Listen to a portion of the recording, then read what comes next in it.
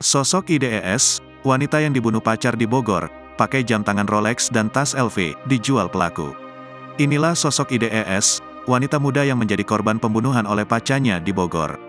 Jasad Indriana Dwi Eka Saputri atau IDES ditemukan pada Minggu, 25 Februari 2024. Tersangka pembunuhan wanita muda di Bogor menjual barang mewah korban dengan harga murah.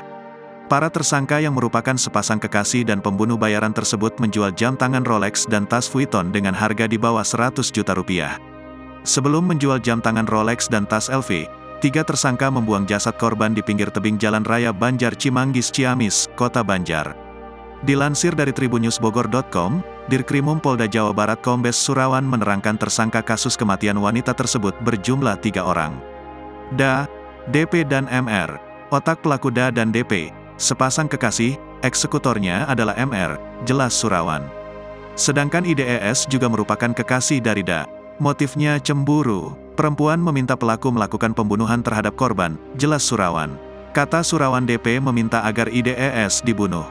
3 orang ini membunuh IDES di Jalan Bukit Pelangi, Kecamatan Babakan Madang, Kabupaten Bogor pada Selasa, tanggal 20 Februari tahun 2024.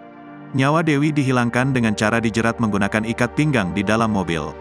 Setelah tak bernyawa, 3 tersangka membawa jenazah korban ke sejumlah daerah. Setelah dibunuh, jenazah dibawa ke Jakarta, Cirebon, Kuningan sampai dengan dibuang di wilayah Kabupaten Banjar, katanya. Selama perjalanan, jasad IDES didudukkan di jok belakang dengan kondisi wajah tertutup masker, seolah-olah dia tidur. Bahkan ketika mobil Avanza putih yang dikendarai ini mogok dan diangkut menggunakan towing, jenazah masih ada di bagian belakang. Di tengah jalan korban kemudian ditidurkan di jok belakang. Saat mobil ditowing, jenazah masih ada di mobil. Sebelum membuang jasad Indriana Dewi di Banjar, mereka merampas barang mewah milik korban. Kata Kombes Surawan, jam tangan korban merek Rolex. Sedangkan tasnya adalah Louis Vuitton.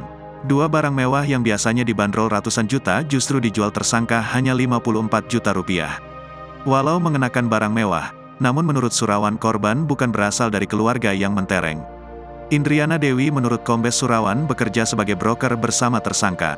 Atas perbuatannya 3 tersangka dijerat dengan pasal 340 KUHP, 338 KUHP dan 365 KUHP.